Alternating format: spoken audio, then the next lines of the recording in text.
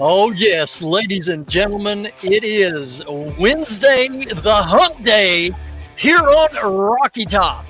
And joining me live and in person is my good friend Andrew, Mr. Goodwater Pickers.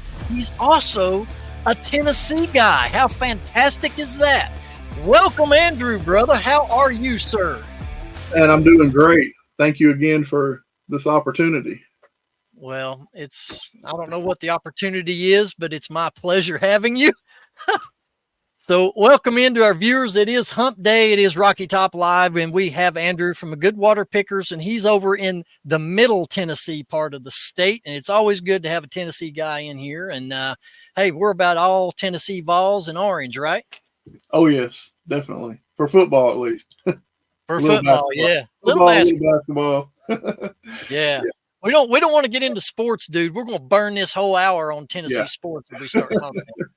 We want to shout out some of our viewers that are just now coming in, and it's faithful followers that I certainly do appreciate. We got my favorite, Miss Mary McQueen. It says, "Hi guys, watching with my youngest grandson Elijah." He said hi. Hi Elijah. Thank y'all for being here.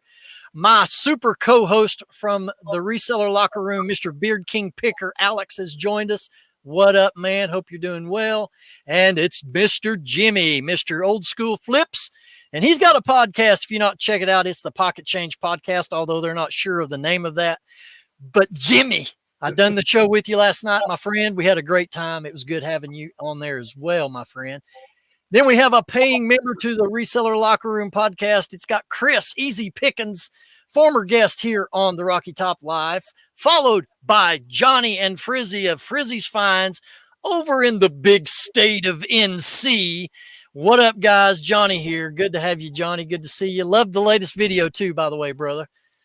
And then Absolute Finds. What's up? Hope all is well with everyone. Thank you for joining us. Absolute, Loot. What a name. I love that. Thanks for joining us here. Then another paying member to the Reseller Locker Room, Keith, Vintage Sports Flips. Now, you, Andrew, could have a lot to talk to about with Keith about sports cards, memorabilia. He deals with sports memorabilia a lot, and he's got a lot of sports card connections as well. And we're going to let you talk here in just a second here, Andrew, but I want to put your link out there to your channel. Ladies and gentlemen, if you'd be so kind, we're here only live to help other YouTube channels grow within this YouTube platform. We would ask that you'd be so kind to go click on the link down there, go to Goodwater Pickers, hit this sub button for him. He would certainly appreciate that. And Don Flipping is in, and we've got Jason from Lux Garage. Now, let me tell you something, Andrew. Jason from Lux Garage is a sublime collector. You have to go check out Lux Garage on YouTube, my friend. I'm going to check that out. I'm taking notes. Taking notes. Don Flippin, did everyone see the new email from the email on the spring updates? I kind of skimmed that. I didn't get into much detail on that, but it might be, I have to go read up on that. But anyway, let's jump into it, Andrew. We got 14 people here, a lot of people in chat, as you know. Let's start with your story. Let's tell everybody your background, and let's go from there. Yeah, and thank you, Mary. You subbed, and hello to Elijah.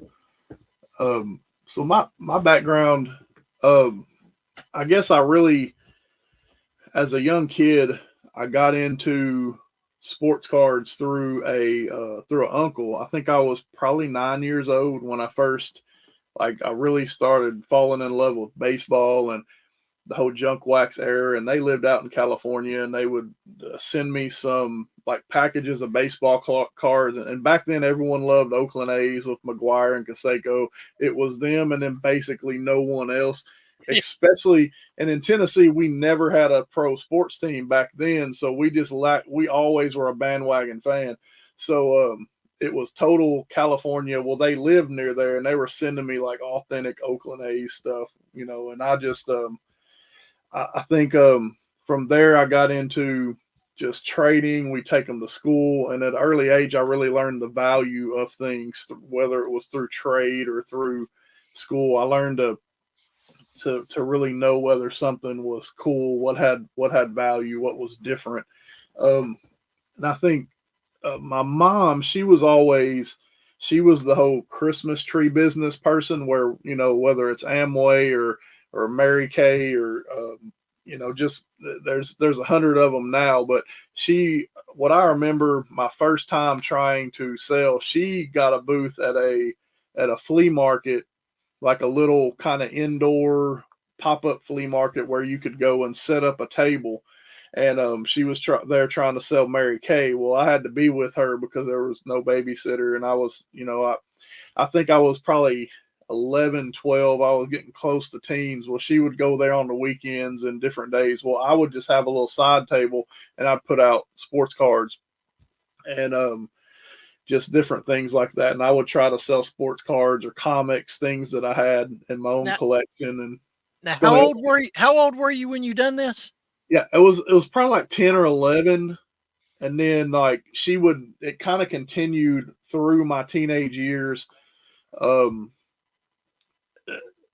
there was always something where she was trying to do some type of Christmas tree business, and then she would set that up at a flea market somewhere to try to gain exposure and sales. And I would just kind of tack on with her as the years went on. Dude, so really, from what you've just said, you've been indoctrinated into the reselling business at a super young age. A little bit, yes, definitely. And a lot, whether I was selling my own stuff or making trades or just always trying to move up, and that's something I always learned. And I mean, I was always trading something. I remember trading a bicycle for a skateboard because I was kind of tired of riding the bike and I wanted to try a skateboard. There's Yeah. a lot of that. And then I think I was 19, 20 when, well, probably 19, I think, when eBay come out around that 99 period. And before eBay, some people, I'll say this for the sports card crew, if they remember, Beckett, at the start of the internet, like 97, 98, Beckett had a thing where you could send them cards or they would work through card shops. And Beckett had an online marketplace just for sports cards. And if you pulled something hot in a pack, we would run to the card shop. He would take it and send it into Beckett. They would put it in their magazine or on their website, and they would sell it for you. Well, then almost immediately eBay hit the scene and just squashed that. Like, eBay was everything back then. So Oh, yeah. that's really where I got on eBay, like my early 20s, just flipping sports cards and Okay. trying to sell them in and out of there. I got always had something I was trying to do on the side. And then I took a step back. I had about 12 years where I wanted to do fitness training. I did that from about 2012 until about 2018. And then I had a spinal surgery. So I had to give that up. Oh, Um, wow. I'm not disabled or anything, but I definitely couldn't lift heavy weights, and it got where it wasn't feasible. Yeah. So then, of course, Now you're just lifting heavy tubs of junk, right? very much, yes, yeah. So, Well, hey, let me jump in here. We want to say hi to Josh's Junk Shop. Evening, fellas. Christina is also joining us. How you doing, Christina? Thank you for joining us tonight. And we are here talking with Andrew Goodwater Pickers, and he was just giving us the backstory of him growing up and being a young silver-tongued devil making deals on cards and everything else. But let me ask you this, Andrew. Are you a full-time seller now, or are you part-time? I'm part time. Yeah, I Okay. mean it doesn't feel that way, but I Oh, put a yeah. lot in. I put a lot into it. I really have a growth strategy in Okay. mind. Yeah. Well, what do you do for your main job? So I guess my main job, it's just medical administration. I'm a leader in a medical office dealing with like insurance billing and things for high dollar medications. And um that's pretty much, I'll leave that there. I mean, that's my Sure. 9 to 5, and it is work at home. Yeah. It's that's nice. I mean, having that ability to, I mean, Sure. yeah, just driving in traffic, commuting is like 20 hours a week. So Yeah. that really feeds into the ability to be a reseller and to have, good stats. I say the stats because if I didn't work at home, I would probably not be able to do a shipment every morning and package every day. So I'm really trying to run it as if I'm a full-time seller. Yeah. So you do next day shipping then? Yes. Okay. I just had a thought and it had escaped me. Oh, okay. So you're a part-time seller, but you feel like you're full-time. Hey man, I know that feeling. You know, we all started out being part-time, and then after you convert, it's just as much. So here's the question. Do you have a goal to be able to eventually switch over to full-time and reselling? And by the way, your main platform of selling is eBay, right? Yes. Yeah. eBay's my main platform. I have a Macari store where I've really niched that down to um, like single sports cards, and then eBay's everything. Gotcha.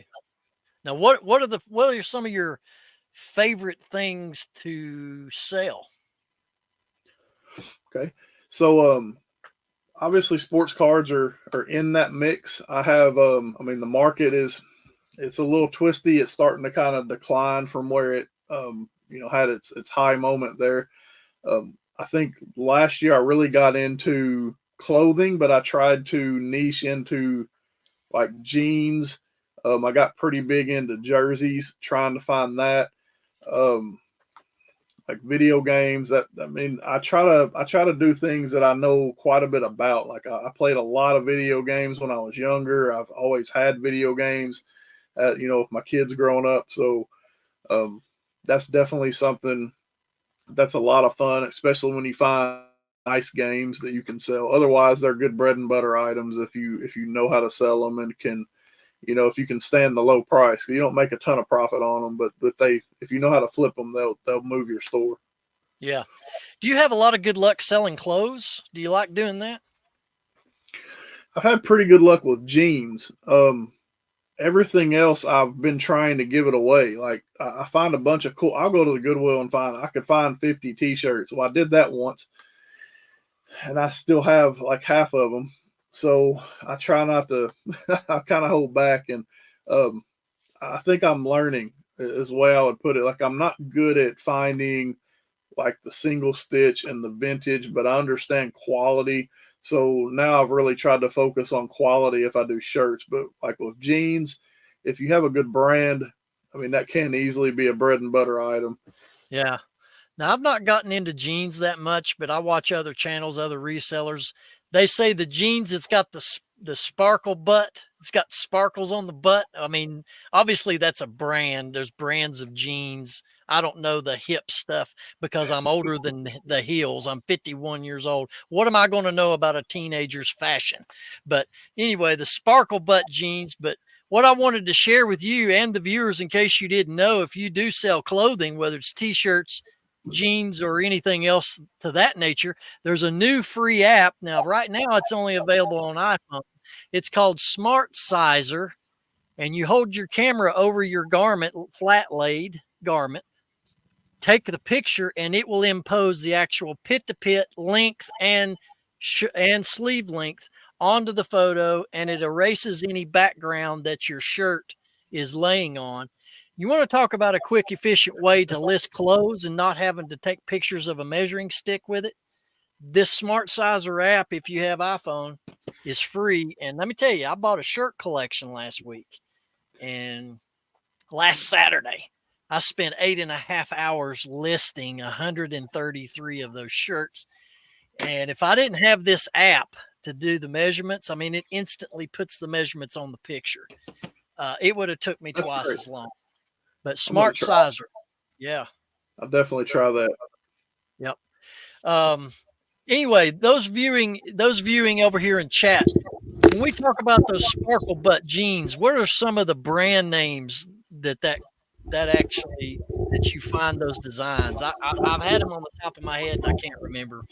But anyway, we got Chad Wolfman Goodies has joined us. Hello, Chad. He's another YouTuber, Andrew. That he's been on this Rocky Top Live show, and he is also What's up, over in North Carolina.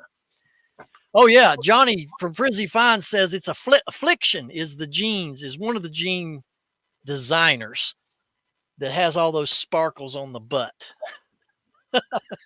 So anyway, I mean, I like to wear sparkle butt jeans myself. Like, I like Savage.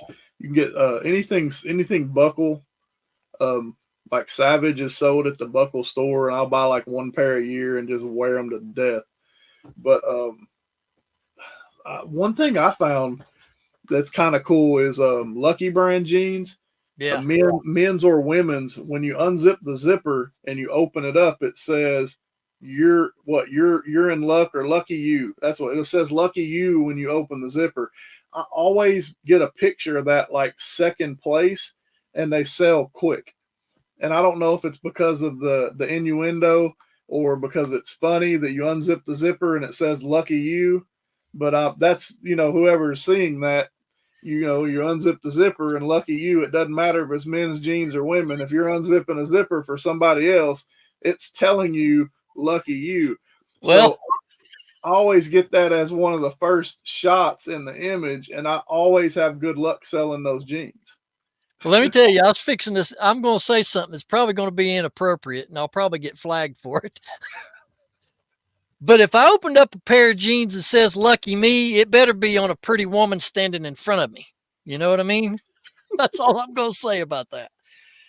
Yeah. But yeah, I never did get into the designer jeans. I know that Johnny and his wife Frizzy, they sell a lot of clothing items, and he says Mother is a great women's brand for jeans. So thank you, Johnny, for that. Let's see. Yeah. So where's your place? Being where you live, what's available to you? What's your sources of sourcing?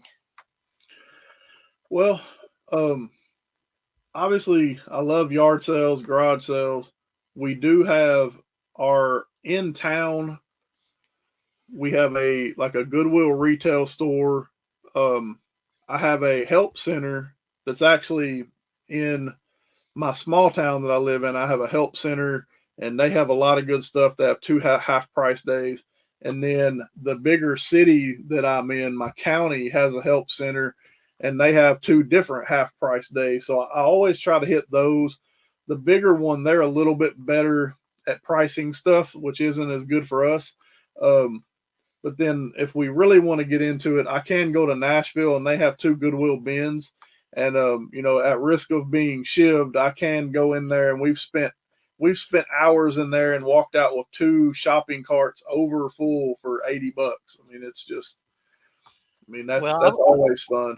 I was going to ask you if you go to the bins or not, because my friend and co-host, which is in chat, Alex, the Beard King Picker, he went to the bins here recently. And what did you spend in the bins there, Alex? I think he spent one day. He spent 8.5 hours in that place. Ah, Now, yeah, listen, I've never been to the bins, but I've watched plenty enough videos that you better go in there wearing football pads in some of these locations, because it's going to be dog eat dog. Am I right or no? it gets. I mean it, and it's. I don't know if everyone just learned about it or what, but it seems now it's just increasingly harder to get in. And um, yeah, I mean he said 8 hours. That's man, that's a long time. I think we cut it off. We cut it off about two. My back starts to hurt, and I'm like, I gotta go. This is too much. Or if I look over and the wife has a bin that's full and I've got five things, I'm like, all right, we're getting out of here. I can't. We can't do this. Yeah. I mean, I've heard stories, man, that some of the bins locations are just flat out rowdy. And I can tell you, man, I think that if I go to the bins over in Asheville when I do go, I may be taking a personal taser, because if somebody gets up on me, buddy, I'm going to lay you to the floor. I mean, that's just Yeah, what I'm going to do, man. You got to protect yourself, and somebody fighting you over an item is crazy to me. But you know, it's mostly cool, but there's a lot of people that do just basically like every time I go, they live there, and I mean, there's a couple folks that while they're swapping out the bins, they're out in the lobby building their whatnot video, just taking pictures of stuff on the floor, and like I could do that, but that's not really. I don't want to. yeah, yeah. Yeah, because So there's a lot of Goodwills and a lot of bins locations that don't allow you to film in a lot of locations. A friend of mine experienced that, and it's actually Rebel the Reseller. She lives local here where I do. She has a YouTube channel. She's a fairly big channel, and they go over, man, they go to St. Louis bins, they go to Nash, they go all these different bins locations. But one of their favorites, they quit allowing videoing. And she's like, how are we going to get content at this location? I said, look, just video your haul when you get out to the parking lot as you're loading your car. If you want to get, or wait till you get home and go over your haul. I mean, there's ways around just about everything. Yeah, I've done that a couple times. It's definitely doable. Mary, my pen tonight is blue. Andrew, do you know the story behind these Sharpie pens that I hold in my hand? You'll probably, if you don't watch The Locker Room, you probably won't see a lot of this. I have not heard that one yet. No. Okay, I've got these different colored Sharpie pens that they're called my mood pens. So if you ever see me do a show where I'm holding up the red, that means I'm highly irritated. Look out, a rant is fixing to ensue. And if I'm holding up a blue one, that means I'm calm, cool, and collected. And then I've got some other colors like pink, and I guess pink would be, if I ever hold up a pink pen, ladies and gentlemen, that you're watching, if you see me holding a pink one, that means I finally met somebody and I'm in love with them. But that's not going to be likely, I'm telling you. That's going to be, you can make your bets on that too, by the way. If we want to run a bet pool on that, just go for it, because it's probably not going to happen anytime soon. But anyway, so give us some fascinating stories, Andrew, of some of your dealing with buyer experiences. Have you got some interesting stories there?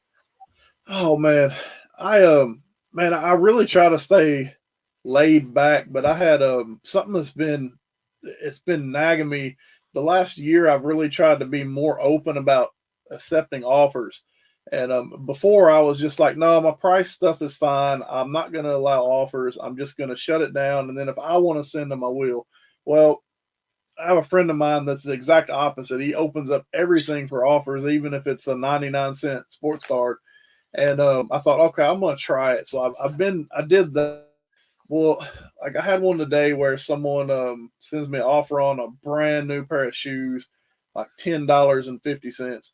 And I kind of reply back, and they're already on a markdown. And I said, no, they're 30% off. Like, there's no way I can take them. And I take offers. I took offers on a $20 fishing reel right before that for $6 because I have the space.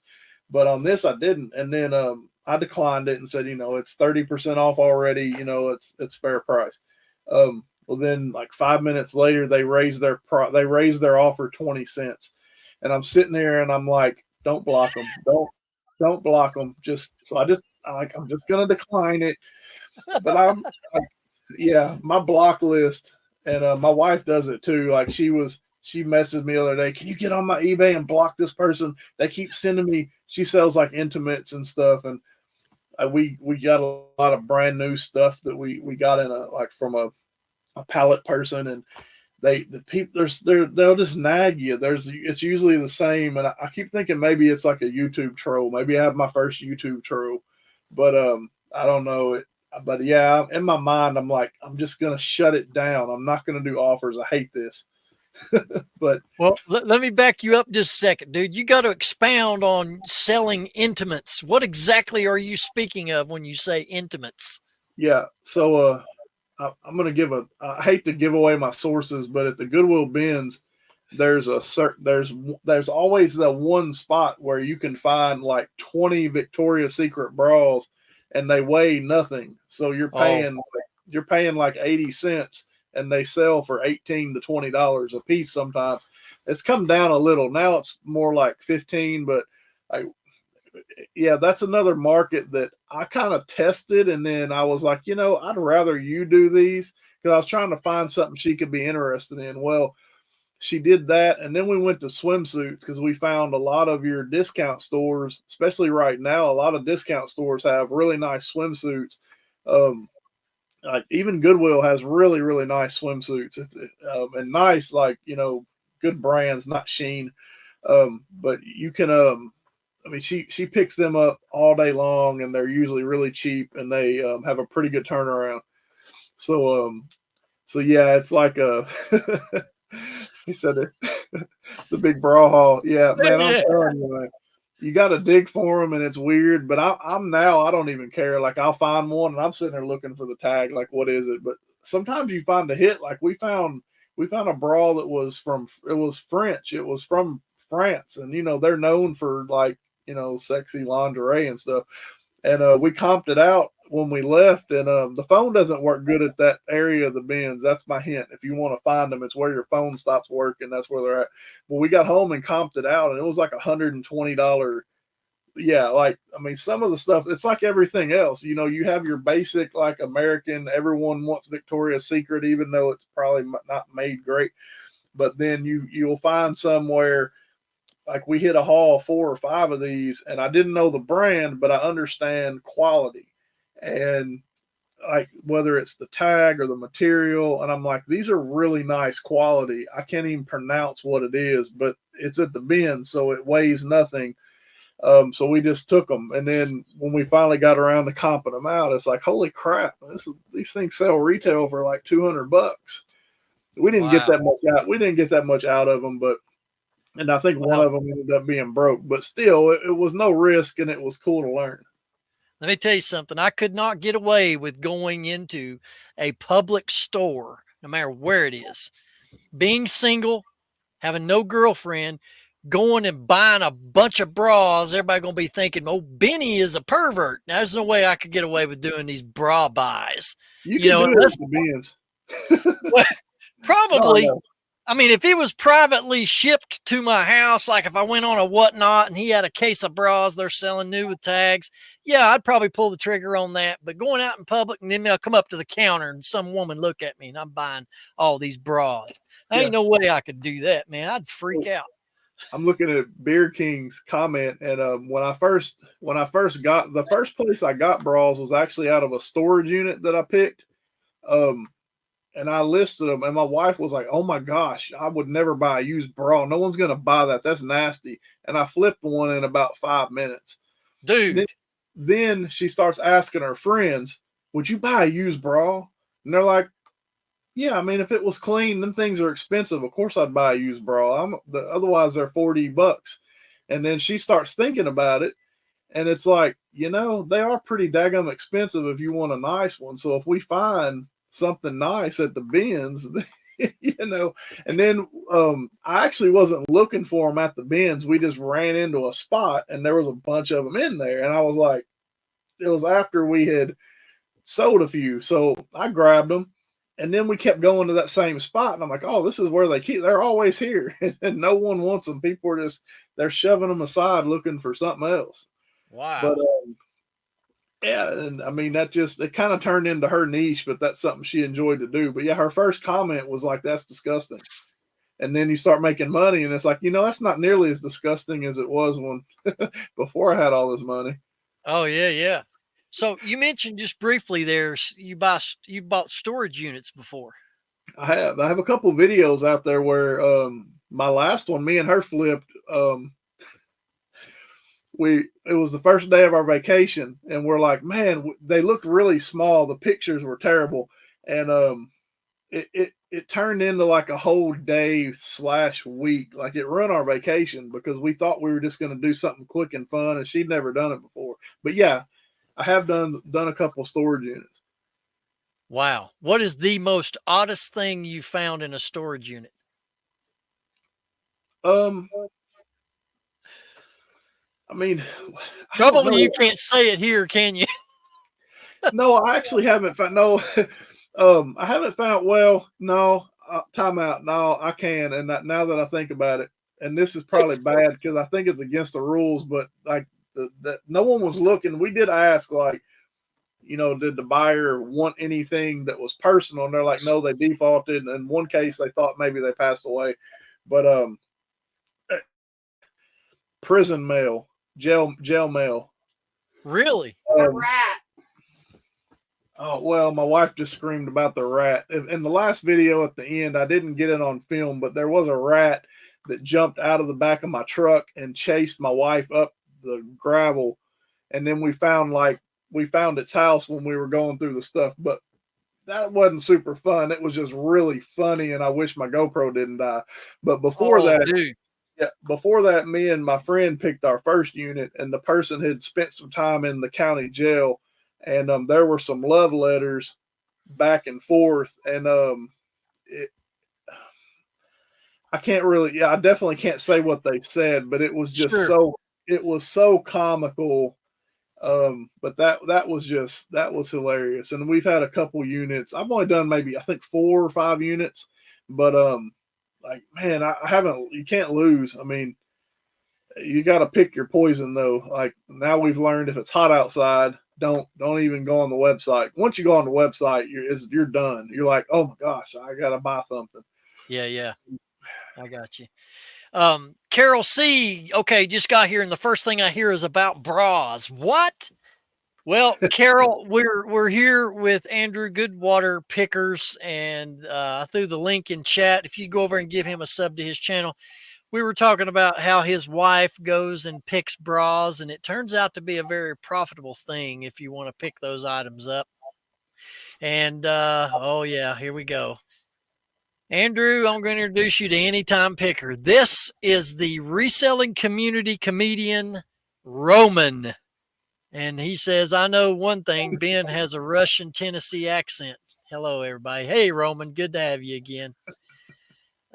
He goes on a roll here, Andrew. Ben said that if I find him Russian woman, he will tell her that he's 53, not 51. Get used to this. He does this the whole show. I don't know how he comes up with this stuff. I've But heard. anyway, I've heard of him?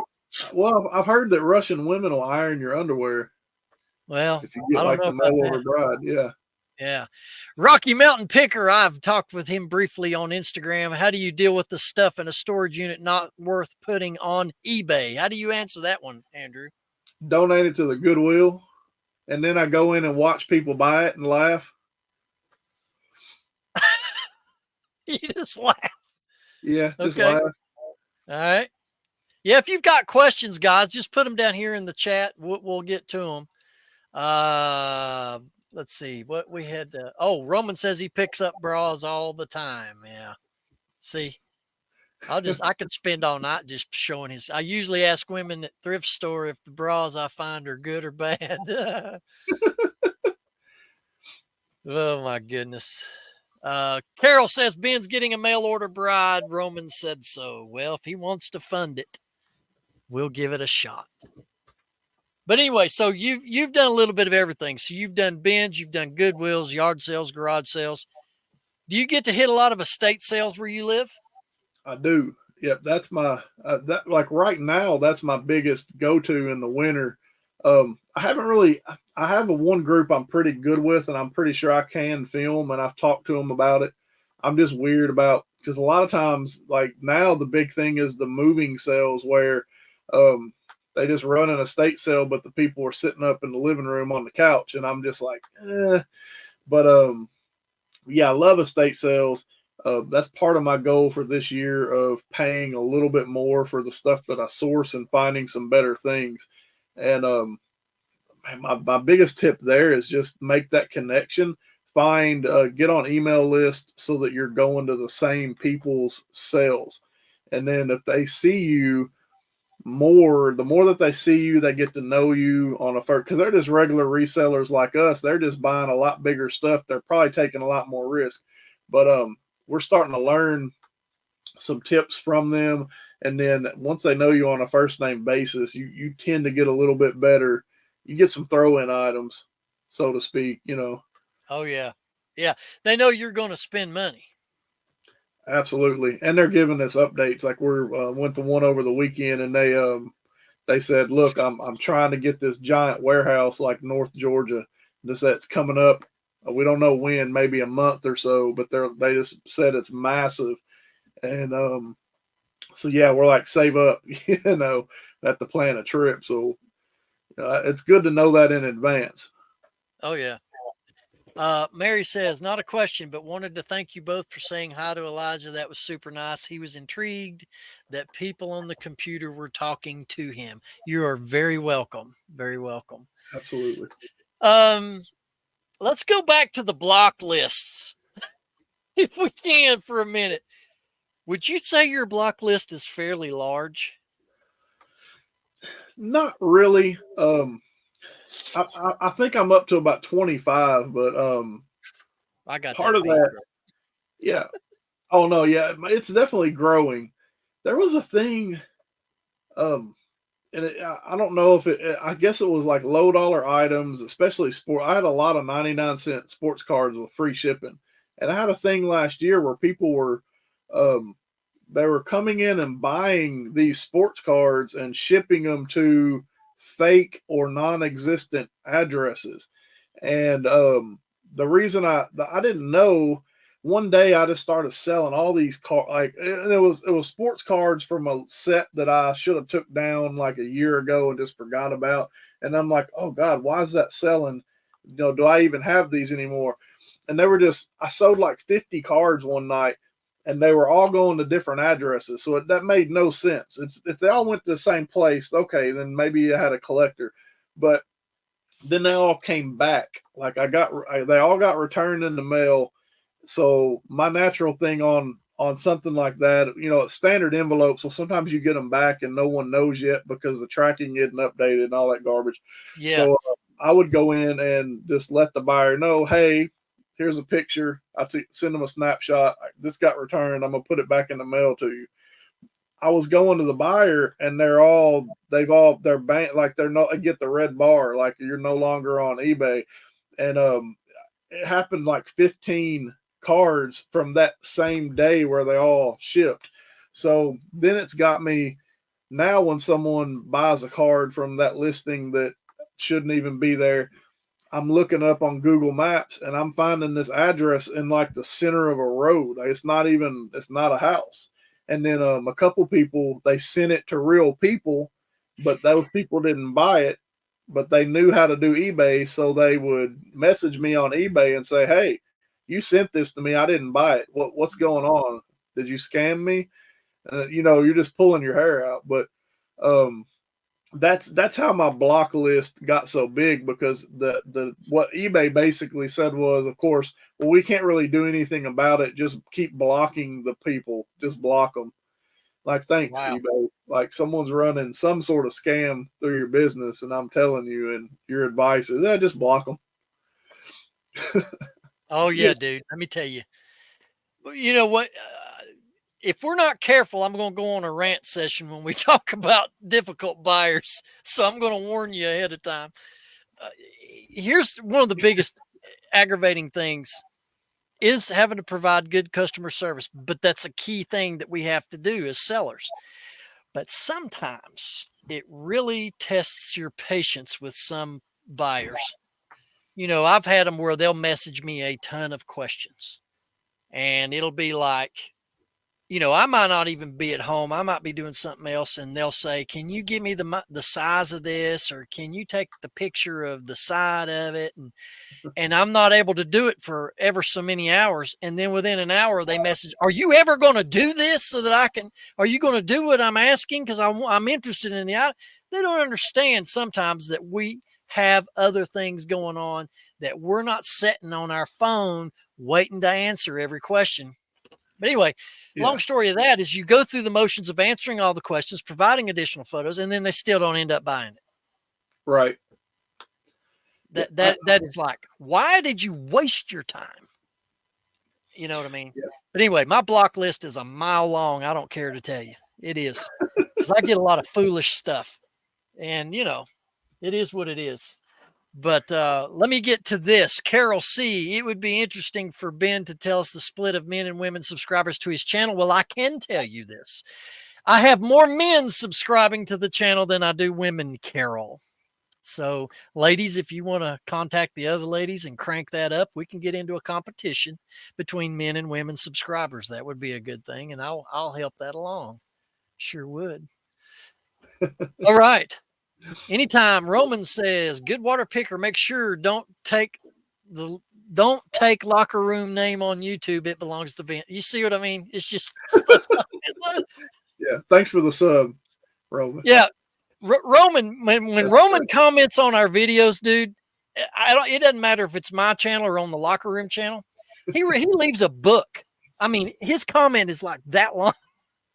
And the creativity, I keep telling him he needs to start a YouTube channel just doing comedy because he would I be can't good. type that good. I get halfway through the sentence and I'm like, I got to find a way to end this. My fingers hurt. Oh my gosh, man. Yeah, I can't. But anyway, yeah. So let's get into some specifics now. Do you have an eBay store, or do you have a basic store, a premium store, or what do you have? I have the second level, the store.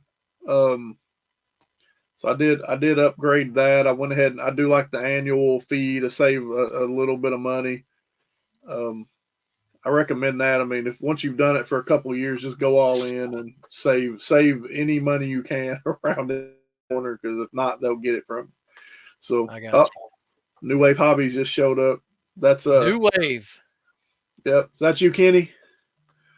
Shout out to New Wave Hobbies. Y'all can find them on Facebook, Instagram, all that. So my local card shop, another good source, put on a lot of shows. So he also travels. Yep, he does some shows. He travels abroad, so and a lot of thrifting knowledge in Tennessee. So that's awesome. That's awesome. Welcome in, New Wave Hobbies. Carol says, I like the saying on your store, every holiday deserves a gift from good water pickers. thank you. That's one thing I do on my store. I like I mean, I have a little bit of creativity about me. So I try to put a new banner up around certain holidays. Like this time I combined like Valentine's Day and St. Patrick's Day. So I didn't have to just constantly make a new one. But then, I'll do some things for the summer. And that was kind of the sayings that I had was just, how can I inspire people to, to buy things. And I just, it's out there. It's something you can do with a store. Same thing with promotions. I'm running we all talked about the slowdown we had a couple weeks ago, which I always think is because eBay's changing something. So they either screwed something up or they shut us down while they play with crap.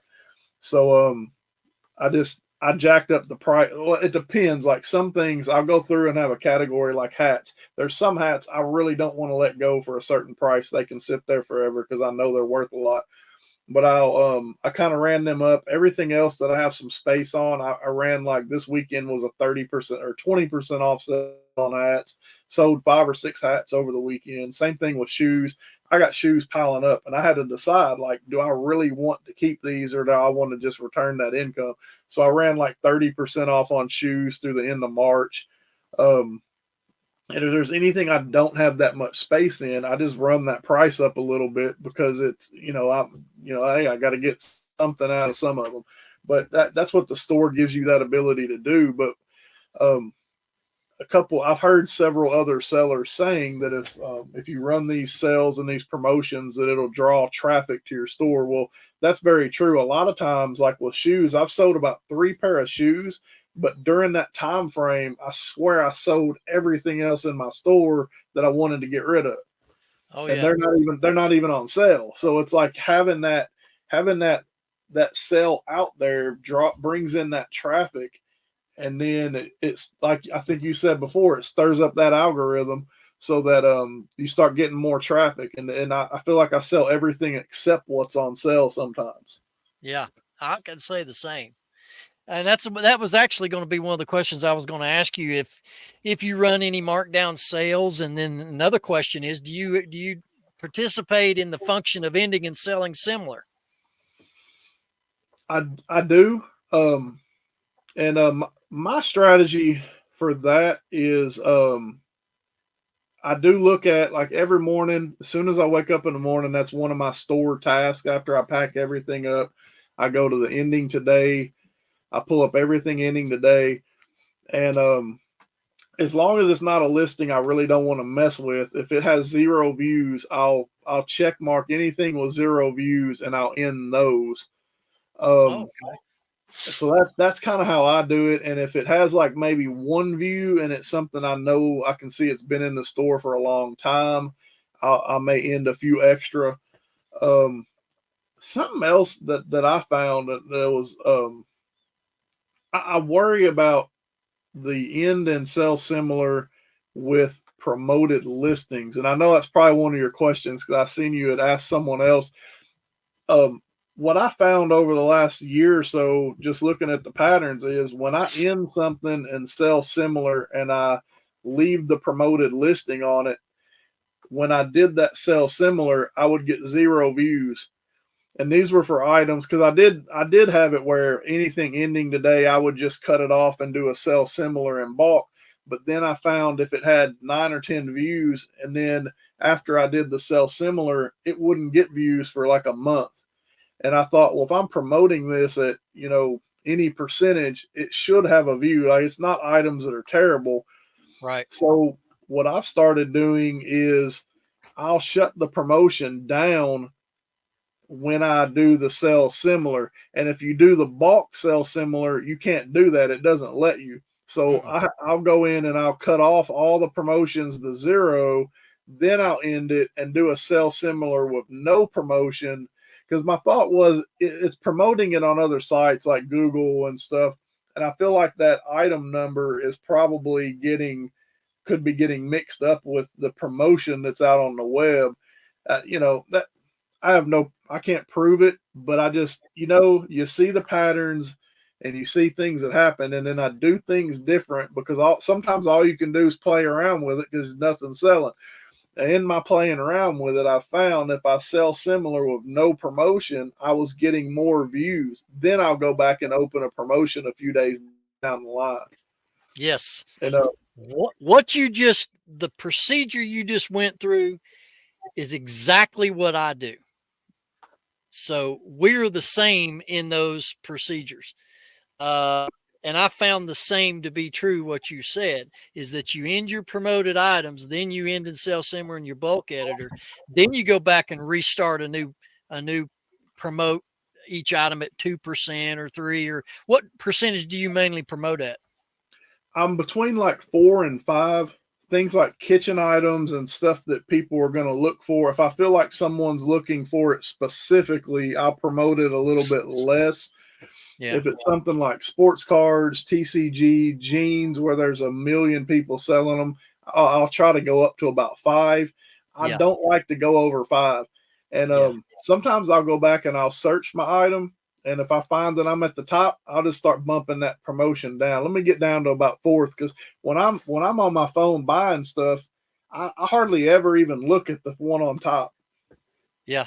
It's just Yeah. it's natural to scroll up. We're in scroll up world now. Yeah, I know, dude. And people, everybody's attention span is like that, except for our great viewers that we have, because we've got 20 people with us, and the majority's been hanging with us the whole time. If you're brand new, you just came in, this is Andrew, Goodwater Pickers. I'm Ben, Rocky Top Picker. This is Wednesday Hump Day. We're here talking about reselling in the Goodwater way. That could be put on a t-shirt. The Goodwater way of how he does his eBay business. And yeah, the promoting, I've never gone 5%. I change it up. I go like 2%, then I'll switch it to 2.5, then I might go 3, and then back. You play around with it. But yeah, I was surprised to hear you say that, Andrew. That was your thinking, because that was my thoughts a long time ago. That hey, dude, we're kind of on the same wavelength with that. Yeah, But I mean, it just happened too much. yeah, I get it. Rad, John is here. Did I make it at the end? Well, we're not quite to the end. We've still got some things we want to cover, and besides, Roman is on too good of a comedic role for me to shut him down now. And but let's see, what else did I want to ask you about? We talked about end and sell similar. We talked about promoting already. And do you make it a part of your daily routine to end and sell similar every day? Because there are some resellers that do it only once a month, once every 3 months. I mean, what is your frequency level? Yeah, I try to get it every day, especially if it's something that doesn't have any views. Because if it didn't have any views in a month, something's wrong. That there's a missing link somewhere. So I try to especially get those. And then some days I'm not going to have time for new listings. So if I have 20 or 30 sitting in my bank that I can sell similar and change up, do something a little different on, to me, that's the same as a new listing. Oh, yeah. Reselling with Woody has just joined us. Hey, fam, little late. Yep, that's a $5 fine, Woody. We just had him on the show. Was it last Wednesday? I don't remember. Time just kind of gets away from you. But anyway, all right, I'm going to ask you some rapid fire questions. Are you ready for this? I think so. Well, I might be a little slow because I got to think of them on the fly. That's the best kind of rapid fire. All right. Coke or Pepsi? Pepsi. McDonald's or Burger King? Burger King. Fishing or hunting? Ooh, got you on that. Fishing. I say fishing, but I don't hunt. I like to fish, but I don't have time. If I'm out fishing, I can be reselling. Okay. All right. Do you collect more or do you sell more? I definitely sell more, but I collect. I mean, I have things that that's, you got to reward yourself. Yeah. Early riser or night owl? Early riser. Yeah. So you're not a night owl person?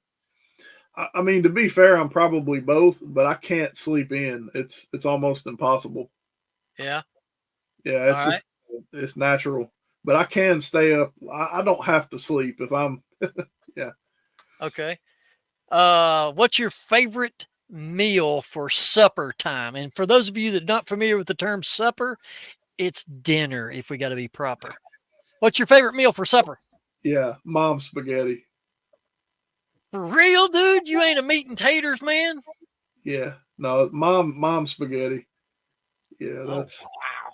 You just can't. Do you have a favorite candy? You have a favorite candy bar you like? Yeah, York peppermint patties. Whoa! Do you like the little Girl Scouts Thin Mint cookies? Yes. I killed 2 boxes of them last weekend. I told the wife, don't bring any more home. And it was hard. It was hard for me to say that. I couldn't go to Walmart. I'm like, I can't. They're going to be out front. I can't do this. Hey, Kenny said, are you a collector or a hoarder, man? Yeah, well, my collection is in pretty good shape, but I'm in my death pile dungeon here, so I mean, there's definitely some hoarding happening, but yeah, dude.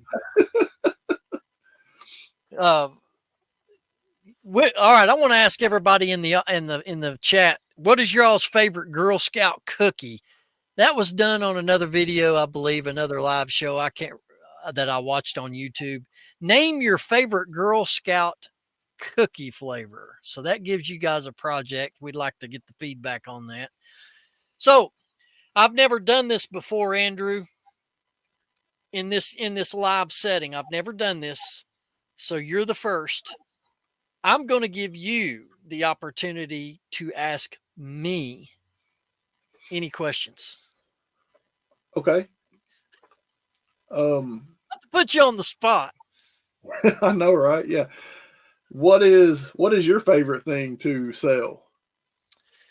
That's a good question. Man, it changes, depends on the trends. My favorite thing to sell is what sells the fastest and makes the most money for me. Anything that makes money. There you go. But, I mean, it used to be video games, but that market's been flooded. So, you have to vacate that. I'm not into selling these games for 99 cents and free shipping like you see lots of people list them for. Come on. You're not making anything. You're wasting time. So we'll go here. What do you think about the difference between being an everything seller and being a niche seller? Where do you stand on that? That's a good question. Well, if you're a niche seller, obviously you are limiting your buying audience. And to me, that speaks slower sales than from an everything seller. If you carry everything from A to Z, you're more than likely going to have enough variety in your shop that there's a little something there for everyone. So therefore you have more fishing lines in the water to make sales. Yes. If you were only doing video games, it's just like being a car salesman. You know, you take a car lot that you know locally. I guarantee you every day they're not selling cars. It probably does not happen every single day. They'll have days where they're blank. Now we have days, everything sellers have days of being blank too. But you know, this goes to the question, Andrew, of kind of tweaking it to, you know, would I love to be able to make my living off of a store with 300 items in it? You darn right. But you really have to be honed in on your sourcing and really know your sell through rates and you have to have a steady supply of those said items to keep that supply fed. But uh, if you have 1,000 items, I look at it like this: if you have 1,000 items in your store, you have 1,000 opportunities to make a sale versus a store that has 400 opportunities to sell. But I have to preface this with, there is no right or wrong way to do this business. And I say that a lot on my channel here, even on my videos. There's no right or wrong way. If you tune in to watch me, you're only looking to get my view take on things. That doesn't mean it's going to be right for you or anybody that watches. But the whole purpose is to pass along different avenues of information, treat my channel like other channels, treat it like a buffet, take what you want, leave the rest, right? Absolutely. I like that. Yeah. Yeah. I've tried to, well, one thing I try to do is I've tried to niche down on other platforms as opposed to cross listing, because I tried cross listing and I screwed up a couple times right away. So that's why, like on my Macari channel, I have all like single sports cards. That's exclusive there. But Yeah. that also pulled a lot of the $2-3 items off of my eBay store and freed up space for things that are worth more money. And then I'm trying to accumulate enough like belt buckles and um, like vintage hats, and I'm starting to get enough, because I thought about like Bonanza. I know some people use Bonanza. When I think Bonanza, I think cowboy. So I'm like, I need belt buckles, I need belts, I need like Carhartt. Like, what can I like? Can I get enough stuff where I can niche down on some like? And that's kind of where I'm going. Like, I want to do a Poshmark sometime this year, but I want to be able to. Yeah, I want to be able to focus. Like, I may move some jeans over there. So I've kind of thought about that, like to see if there's a way to do that. But Well, Andrew, I don't know if you've had this, but back in the day, especially when I was growing up, which was ages ago, if you want to know, Roman, uh, we used to have a steakhouse here in town, and it was called Bonanza Steakhouse. I remember those. So whenever I hear somebody talk about selling on Bonanza, I think of food. That's what I think of. But yeah, man, Yeah, you know, ADH Dave had and they call it a booth on Bonanza. You don't have a store, you have a booth, which is to me so messed up. But you know, Dave had a booth over on Bonanza, and he done videos about it. Anyway, he got kicked out of that thing, and so you know, Bonanza's being made fun of. Yeah, Bonanza's being made fun of because it's somewhat of a mediocre platform. I don't know. I can't pass judgment on it. I've never sold on it.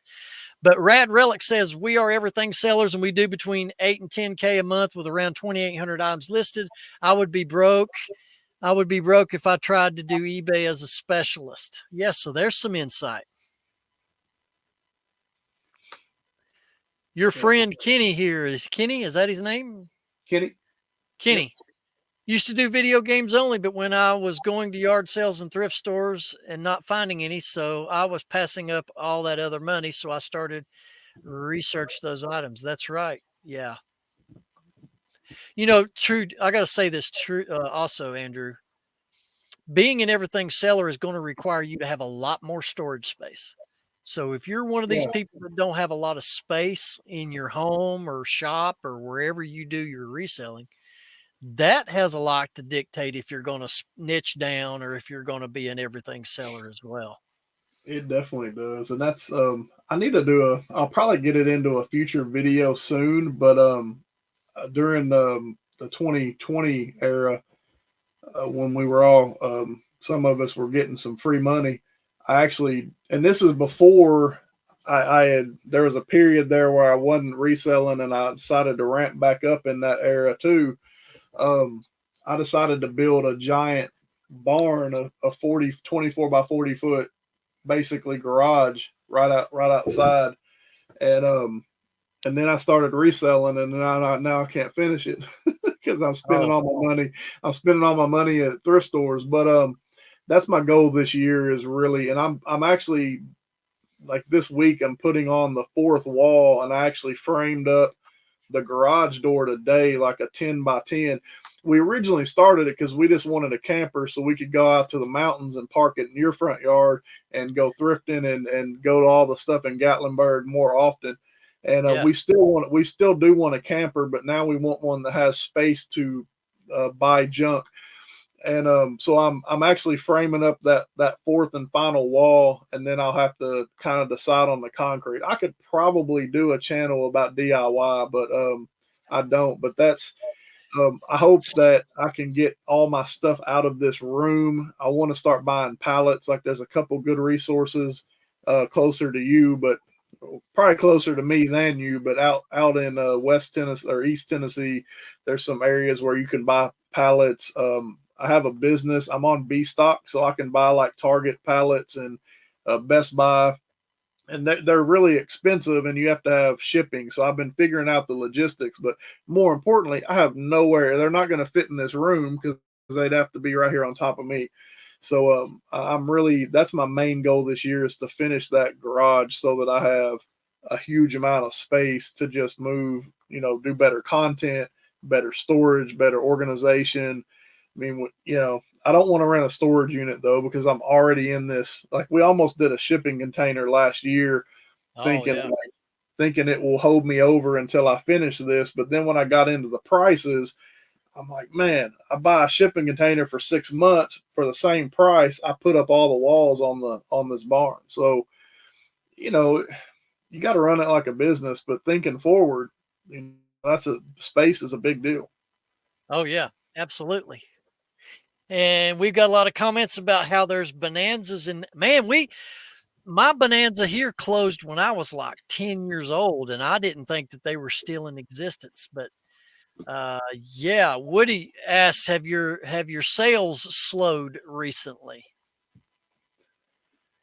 Yep, and that's I mean, it was the last couple of weeks, like most everyone, and I've heard you say it before on a couple videos. I've spouted out on some videos. Every time my sales go down or I have a day where I don't sell, sometime during that day I open up the app or I open up the desktop and something has changed. And it's happened so it's 100 times. It's a pattern where something's going on. I've heard other sellers that claim to have YouTube connection or not YouTube, but eBay connections, and they'll say that when they're making a change for a certain group of people, they'll move you to a dormant server so that they can go in and update that group of people's app. And that like my wife, her app, her photo screen looks totally different from mine, and it just happened yesterday. She hadn't sold crap. She listed like 75 things Saturday. She sold 2 items, and I look, and her photo screen doesn't look anything at all like mine. Like mine Really? hasn't been touched. But then last week, a whole bunch of stuff in the app changed. So Yeah. I think they make changes based on stores and people. Like they group people together and do waves. But I also think they do it based on category because the swimsuit categories and things. If I open it up right now, the photo area might look a little different. So I think that's what I'm seeing is certain categories things will work better or worse than other categories. Um, Right. Glitches like there's a thing now where when you go to enter your SKU, the app crashes, and that happens on 3 or 4 of my categories consistently. So how's that impact my store? I will never know. Yeah. But definitely when when sales are slow, something's wrong. But Well, Don's pointed out, and I appreciate your comment here, Don, that they're doing the spring update, eBay is, and they sent out an email today. I just haven't read it yet. I regret that I didn't, or I'd be able to share that with you as well. So get ready for more changes. And it is true. Usually about this time every year, eBay's doing this, and of course, we experienced updates last year and stuff. I mean, dude, there was like 3 weeks that I couldn't end and sell similar. It just would not work at all, and I went through the roof over that. So, but yeah, thanks, Don, letting us know that. We appreciate it, buddy.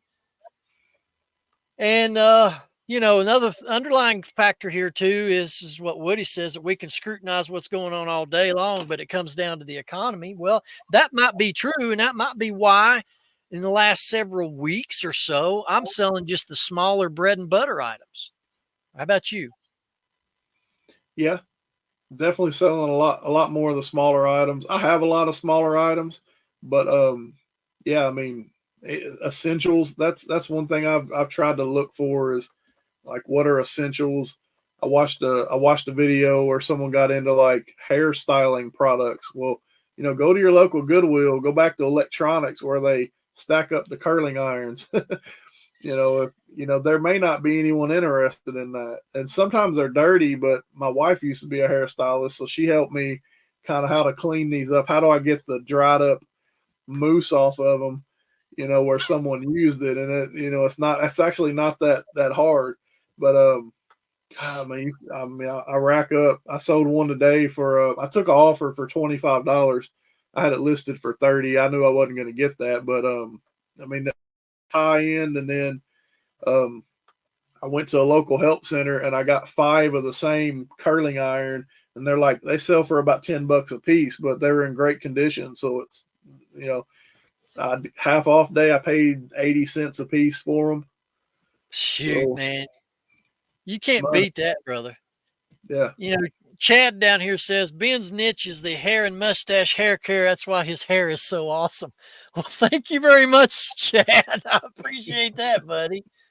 Oh, man. What else we got going on? John, I pay the neighborhood kids to go steal from Walmart. I learned that tip from Roman. I pay them 25 cents on the dollar. Yeah, buddy. That's a foolproof plan.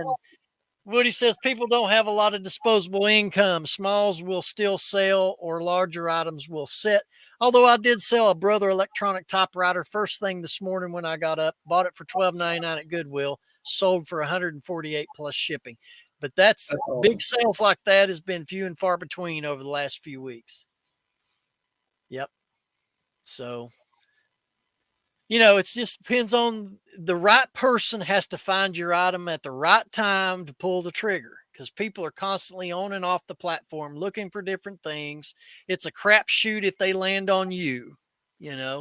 Back in the early 90s, man, there wasn't a lot of sellers on eBay. I mean, if it was mainly cards and collectibles. It wasn't a huge outfit like it is with billions of items. So competition was way less. Josh's junk. I do 90% on my phone and just updated on Tuesday and been slow ever since. The weekend and Monday was great. Then crickets. Yeah, over the weekend, and you can tell me, Andrew, over the weekend, I shipped out 22 items over this past weekend. Yeah. What about you? 34. And it was a holiday weekend, and I'm finding that's a trend too. Every time there's a Monday holiday, I walk in the post office with 2 IKEA bags, and she's just mad at me. Oh, yeah, dude. They see me coming with tubs and my 2-wheeling cart going into the post office. But anyway, Shane, Soda City Flips, my good friend and co-host on the Reseller Locker Room, is in here. Shane has just started a new channel. It's kind of funky, Andrew. It's, yeah, it's Soda City Herps. What comes to mind when you hear herps? It's herpetology is the proper scientific name. Shane's been hit with this so many times. I'm sure he's sick of it, and I apologize, buddy. But herps. I saw that in another video too. That's herpes. Yeah, I mean, I was just like herps. Like, man, what? But he does live snake wrangling. He goes, if he gets a call and somebody's got a snake on their property, he'll go out and wrangle it. He doesn't kill them. He just collects them up. And I don't know. Shane, you can tell him what you do with them, but he goes around and collects snakes for some reason. You better get them before I do, because Yeah, I don't like kill him. snakes. He doesn't kill them, but I think a bunch of us do that though. I tried to save one once, and then it chased me, and that was it for that. Oh yeah, dude.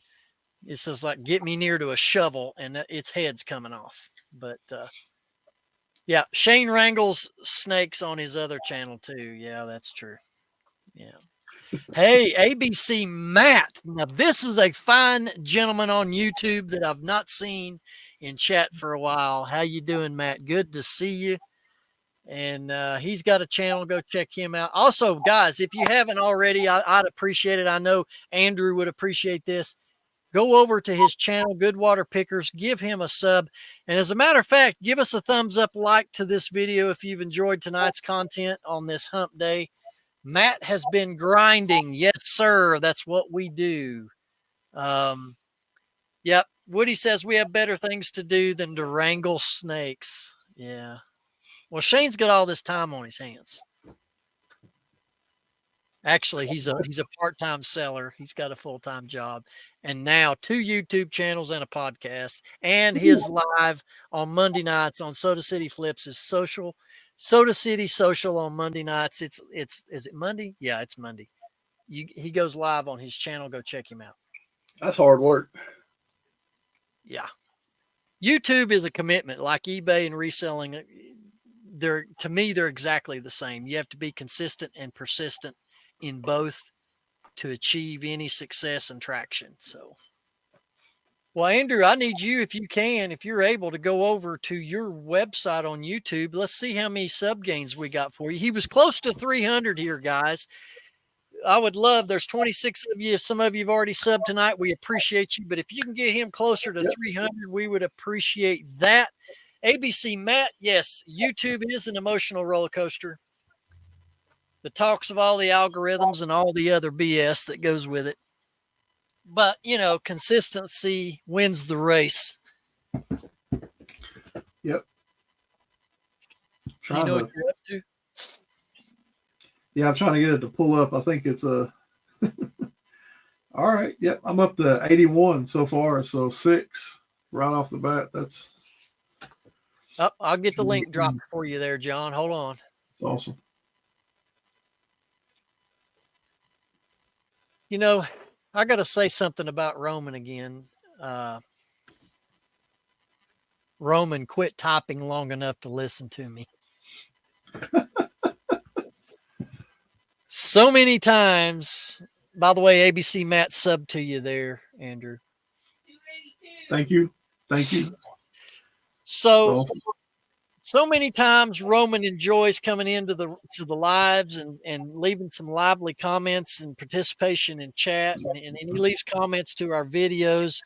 But I've asked him several times to get on here with me on my channel and on the locker room, and he won't do it. And I just don't understand why. So all you viewers out there, go leave a comment and tell him while he's in here that he needs to join me for a show. Okay. He's already, Andrew, after Ben's live, you need to go buy markers like Ben and do the next video with them. Some of these. Yeah. Roman needs to come on here with me because we'd have a good time. Well, Roman, you need to hit me on Instagram and let's get you scheduled so you can come in here with me, man. Look at that. He got a pink one because he's in love and married. He's in love and married. That's why he can hold that pink one up, man. Don Flippin had subbed to you too. So thank you very much, guys. We appreciate that. Did I put the link in the chat ever? Yeah, I did. I'll put it again. Wolfman asked me the most expensive item I sold. The most I have 2 I can remember. Last year before last, I pulled a Trevor Lawrence Pink Prism autograph, but it was damaged because Panini sucks.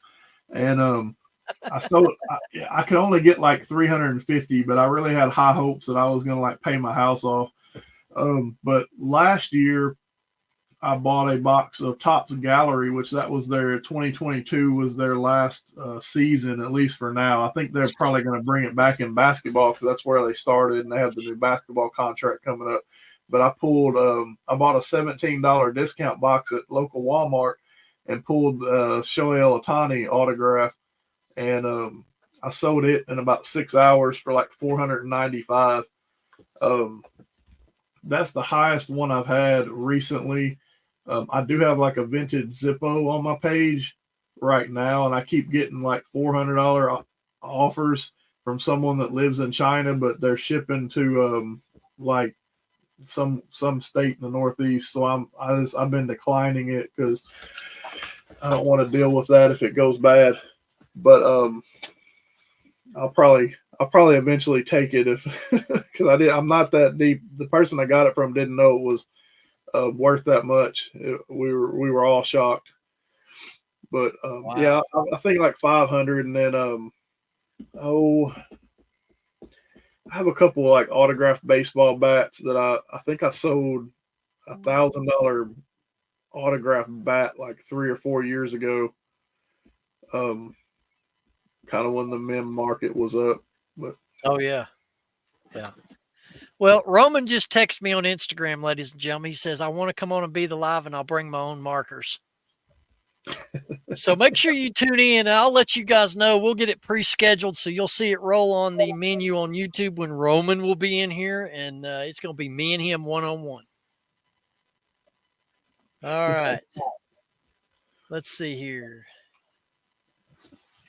But let me ask you this, and then we're going to wrap things up if no audience members has any other questions for you, Andrew.